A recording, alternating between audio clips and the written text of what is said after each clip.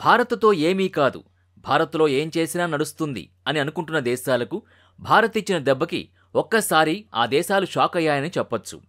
భారత్ నుంచి ఈ రకమైన రెస్పాన్స్‌ని ఆ దేశాలు ఊహించి ఉండవు.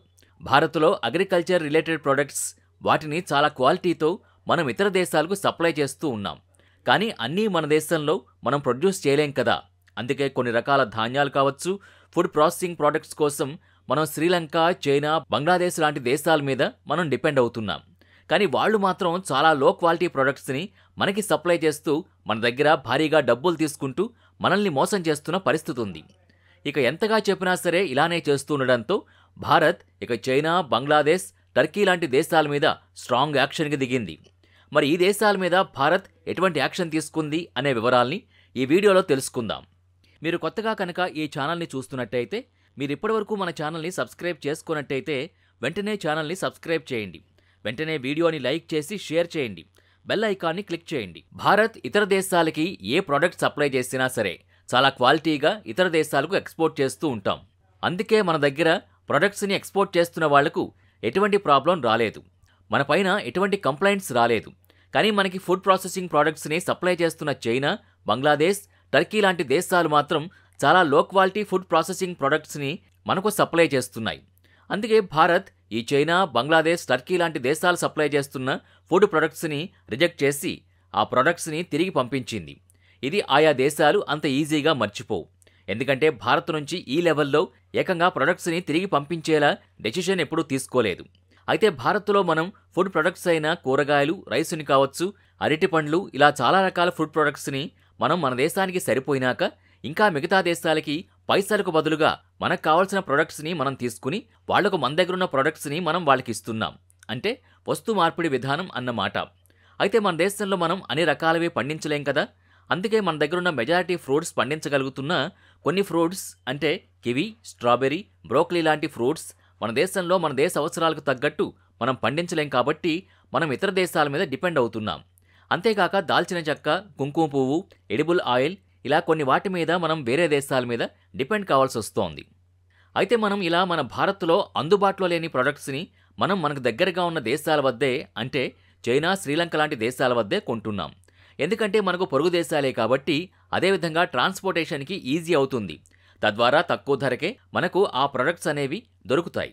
అయితే చైనా, శ్రీలంక, బంగ్లాదేశ్ లాంటి దేశాల్లో లేని ప్రొడక్ట్స్ కోసం మనం టర్కీ, జపాన్ లాంటి దేశాల మీద డిపెండ్ అవుతున్న పరిస్థితి ఉంది.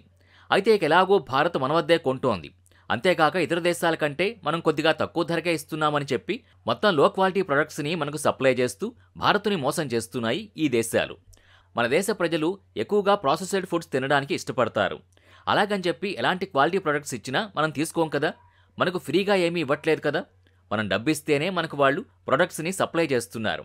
అలాంటప్పుడు లో క్వాలిటీ ప్రొడక్ట్స్ని పంపి మనల్ని ఎలా మోసం చేయాలని చూస్తారు. అందుకే భారత్ చాలా స్ట్రాంగ్గా రియాక్ట్ అయి ఏవైతే లో quality food products China, Bangladesh, Japan, Sri Lanka, Turkey నుంచి వచ్చాయో వాటిని మొత్తాన్ని రిజెక్ట్ చేసి తిరిగి ఆయా దేశాలకు వాటిని పంపించేసింది.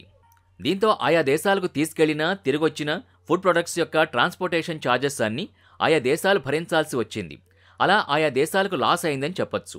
మనం దాదాపు చాలా దేశాల నుంచి రకరకాల ప్రొడక్ట్స్ని కొంటూ ఉంటాం. ముఖ్యంగా ఫుడ్ ప్రొడక్ట్స్ విషయంలో మన దేశంలో FSSAI food safety and standards authority of India టెస్టులు చేస్తూ ఉంటుంది.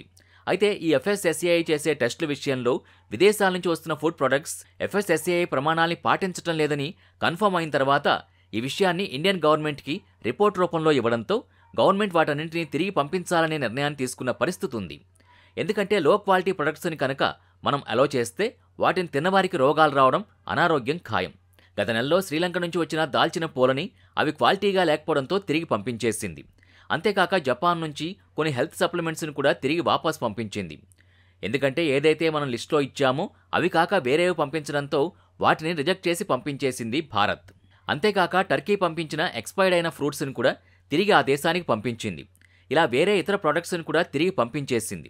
ఇలా మనం క్వాలిటీ లేని ప్రొడక్ట్స్ని వరుసగా తిరిగి పంపిస్తూ ఉండడంతో ఆ దేశాలకు క్వాలిటీ ఉన్న ప్రొడక్ట్స్ని మాత్రమే భారత్ తీసుకుంటుంది, క్వాలిటీతోనే పంపాలి అని అర్థమవుతుంది. అలా మనకు క్వాలిటీ ప్రొడక్ట్స్ మాత్రమే వస్తాయి. అంతేగాక మనకి ఇలాగే లో క్వాలిటీ ప్రొడక్ట్స్ పంపిస్తే మనం వేరే దేశాల నుంచి ఆయా ప్రొడక్ట్స్ని తీసుకోగలం అనే విషయం ఆయా దేశాలకు కూడా తెలుసు. ఎందుకంటే మనకు దాదాపు 100 దేశాల నుంచి మనకు యాక్సెస్ ఉంది. మనం ఏ దేశం నుంచి అయినా తీసుకోగలం. మరి ఇకనైనా ఈ దేశాలు ప్రొడక్ట్ క్వాలిటీని మార్చుకుంటాయా లేదా అనేది చూడాల్సి ఉంది. మరి భారత్ లో క్వాలిటీ ప్రొడక్ట్స్ని రిటర్న్ పంపాలని తీసుకున్న నిర్ణయం కరెక్టేనా? మీరేమనుకుంటున్నారు? మీ అభిప్రాయాన్ని కామెంట్ బాక్స్లో కామెంట్ రూపంలో తెలియచేయండి. ఇది ఇవాల్టి వీడియో. మరొక ఇంట్రెస్టింగ్ వీడియోతో మళ్ళీ కలుద్దాం.